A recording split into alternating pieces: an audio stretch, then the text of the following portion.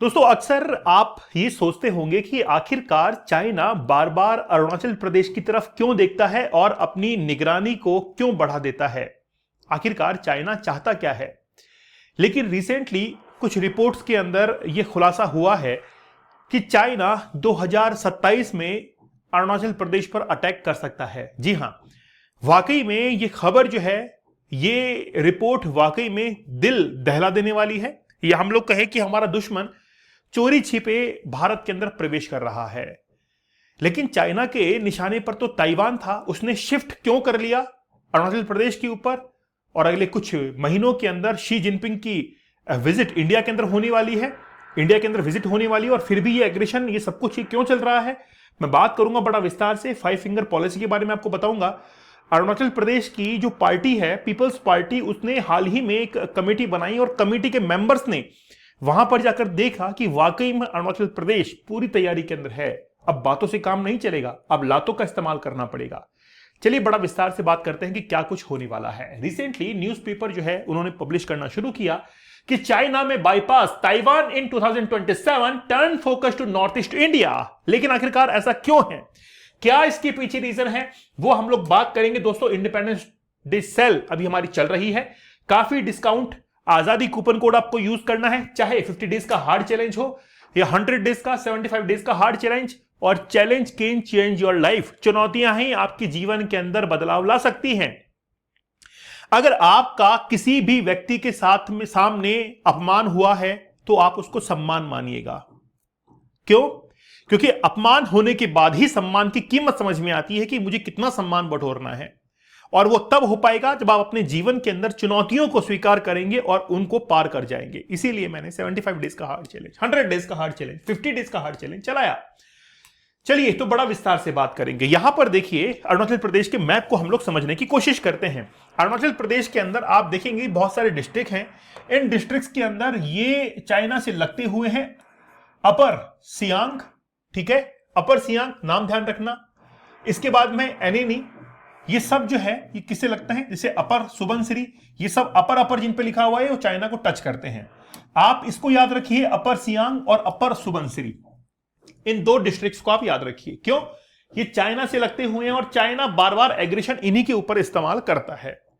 अब एक्चुअली में क्या हुआ कि भारत के अंदर अरुणाचल प्रदेश में एक पार्टी है, peoples party of Arunachal Pradesh, उन्होंने कमेटी बनाई। उस कमेटी के अंदर कुल 4 मेंबर्स थे। उन 4 मेंबर्स ने, इस कमेटी ने यह जिम्मेदारी ली कि हम जाएंगे वहां पर जहां पर इंडिया चाइना की बॉर्डर लगती है, ये देखेंगे कि वाकई में क्या चाइना वहां पर एग्रेशन कर रहा है। इस पीपल पार्टी के जो 4 मेंबर थे वो ऑन ग्राउंड जाकर, जो कि बड़े बड़े ऑफिसर्स थे, ग्राउंड पर जाकर उन्होंने गांव वालों से बात की कि ये बताओ कि यार ये चाइना वाकई में क्या हमारे ऊपर ये अटैक कर रहा है, क्या ये सैनिकों को परेशान कर रहे हैं क्या ये।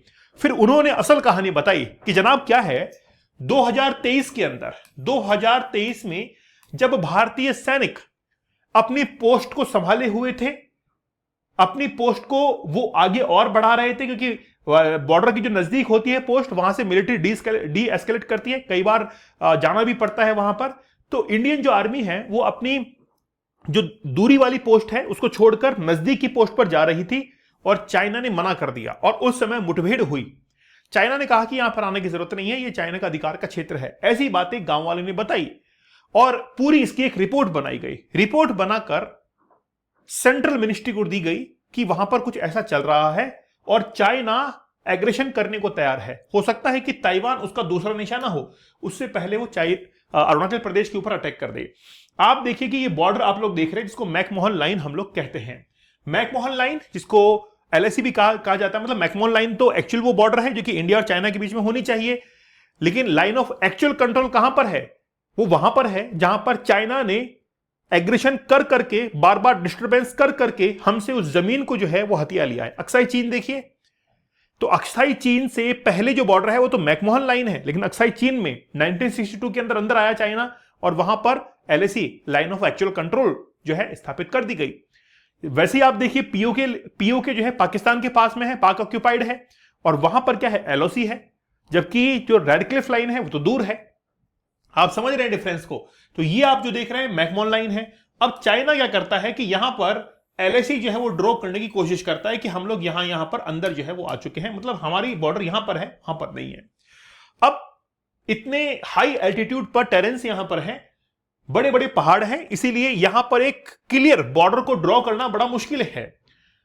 कहना आसान है, करना बड़ा मुश्किल है, क्योंकि सोल्जर्स जब पहाड़ों पर रहते हैं उनके लिए बड़े मुश्किल का ये दौर होता है, जिस समय पहाड़ों पर बर्फ जो है गिरती रहती है, पूरे के पूरे पहाड़ बर्फ से घिरे रहते हैं। वहां पर एक बॉर्डर लाइन को क्रिएट करना और उसको क्लियर करना, वहां पर पोस्टिंग करना, पहरा देना, वो बड़ा मुश्किल का काम जो है वो होता है, लेकिन फिर भी हमारे सोल्जर्स करते हैं।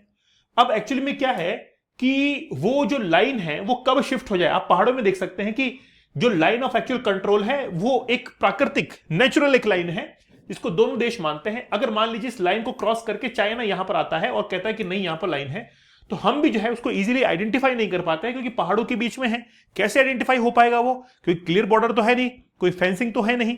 इसीलिए चाइना ने क्या किया, बार बार एग्रेशन करके, डिस्टर्बेंस करके अपनी जो चौकियां हैं वो यहां पर बनाना शुरू कर दिया।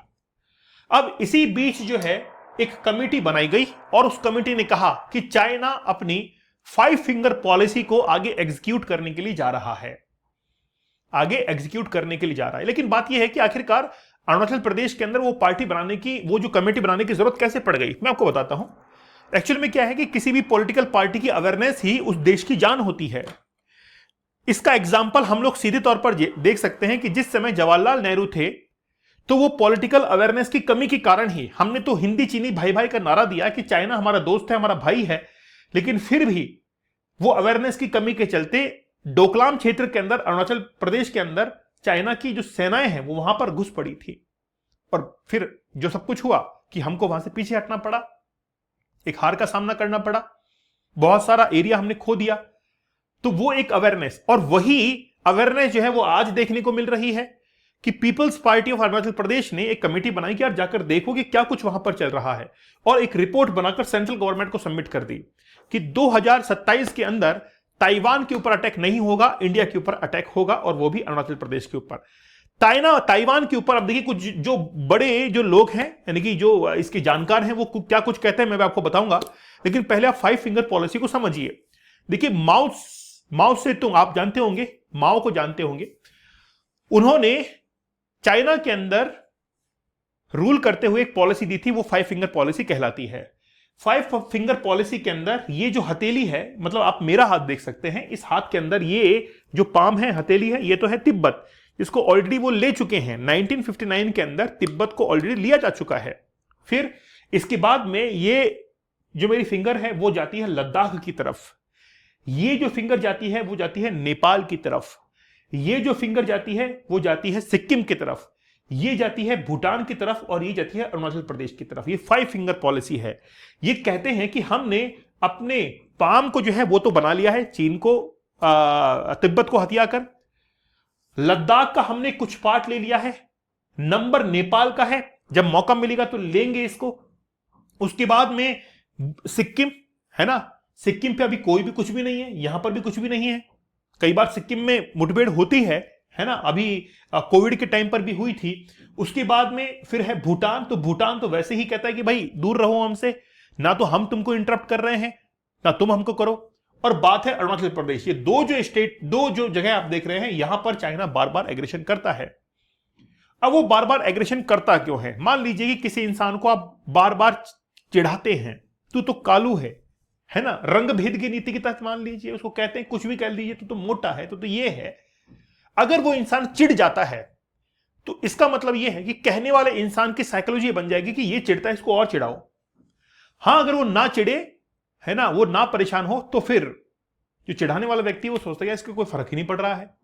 ऐसा वही खेल यहां पर खेला जा रहा है। चाइना बार बार जो है हमको परेशान कर रहा है, ताकि हम यहां पर ध्यान देना शुरू करें और ताइवान के मुद्दे के ऊपर बात करना भूल जाएं। ठीक है। अब अरविंद जो कि एक जानकार हैं, वो कहते हैं कि एज आई कीप सेइंग, मतलब मैं कह रहा हूं इस बात को कि China won't go to war with Taiwan. China जो है वो ताइवान के साथ वॉर में नहीं जाएगा। It may blockade, it may harass, yet it won't invade Taiwan. मुश्किल लगता है। I will take over, it will take over Taiwan using parties and people compromise. मतलब वो ताइवान के ऊपर अटैक तो करेगा, वो कॉम्प्रोमाइजिंग कंडीशन में लेके तो आएगा, लेकिन कुछ पार्टीज उसमें बीच में रहेंगी, है ना। समझौता करने के लिए कुछ पॉलिटिकल पार्टीज बीच में रहेंगी या कुछ कंट्रीज को बीच में ला सकता है कि भाई ताइवान के साथ में हम लोग इस तरीके समझौते पर आ सकते हैं, ठीक है। But China will create conflict with India by summer 2027। Summer की बात की गई है यहां पर, विंटर्स के नहीं, क्योंकि और वो भी कहां पर, नॉर्थ ईस्ट के अंदर, क्योंकि नॉर्थ ईस्ट में विंटर्स के अंदर बर्फ गिरती है, तब तो एग्रेशन करने से रहा। ये समर 2027 के लिए कह रहे हैं कि ऐसा कुछ होगा। इसी के विपरीत हमारे पास में एक और है जो कि एक जानकार हैं, जेएस सोढ़ी उनका नाम है, पूर्व सैन्य अधिकारी हैं। ये कह रहे हैं मुझे ऐसा नहीं लगता है कि चीन 2030 से पहले भारत पर हमला करने की कोशिश करेगा। क्यों? इसके पीछे रीजन देते हैं कि चीन बिना तैयारी के अरुणाचल में उलझना नहीं चाहेगा, क्योंकि उसके लिए प्राथमिक लक्ष्य ताइवान है। वो कह रहे हैं कि ताइवान नहीं है, नॉर्थ ईस्ट है। ये कह रहे हैं कि ताइवान है, नॉर्थ ईस्ट नहीं है। इसके अलावा भारत पर हमला करने की उसकी तैयारी अभी चल रही है। मतलब ये मानते तो हैं कि ये भारत के ऊपर तैयारी, मतलब भारत के ऊपर अटैक हो तो सकता है, तैयारी तो चल तो रही है।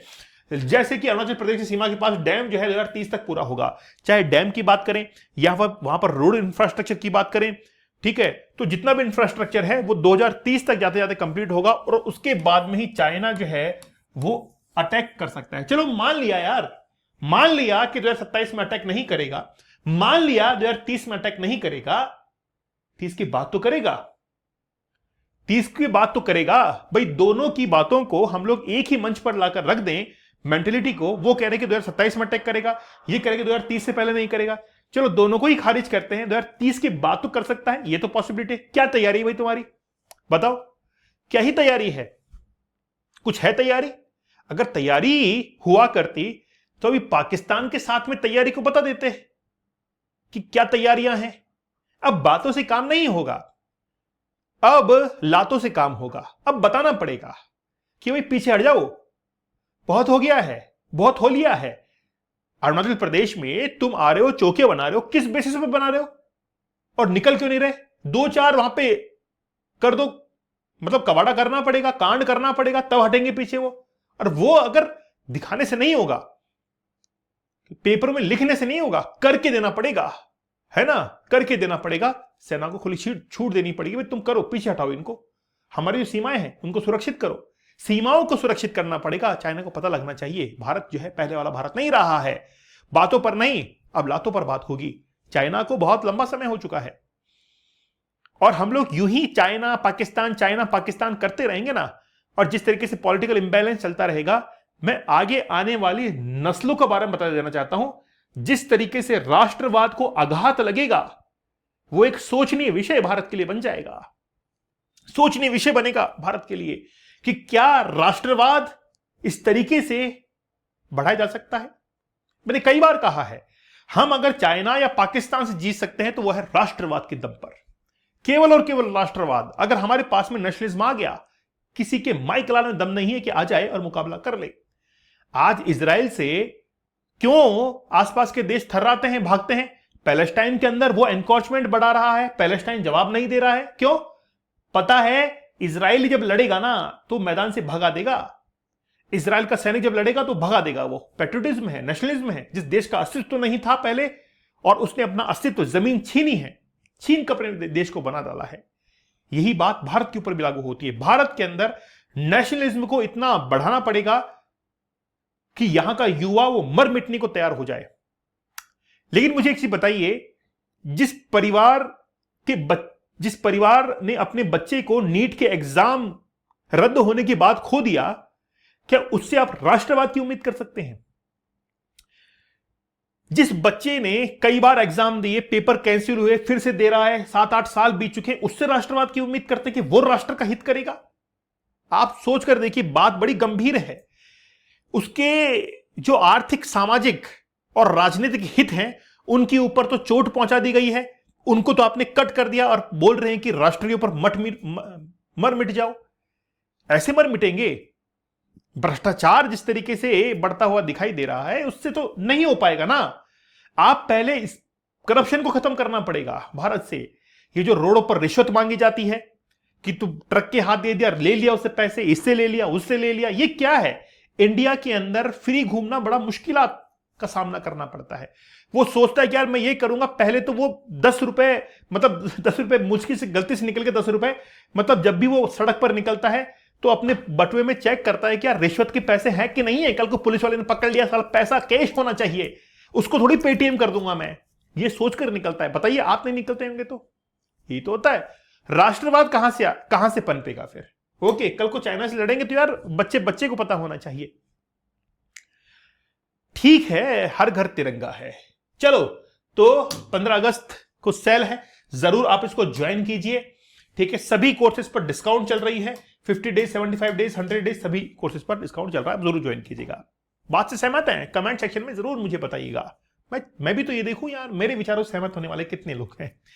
चलिए बात करते हैं नेक्स्ट सेशन के अंदर एक बेहतरीन टॉपिक के साथ में। तब तक धन्यवाद, थैंक यू, जय हिंद।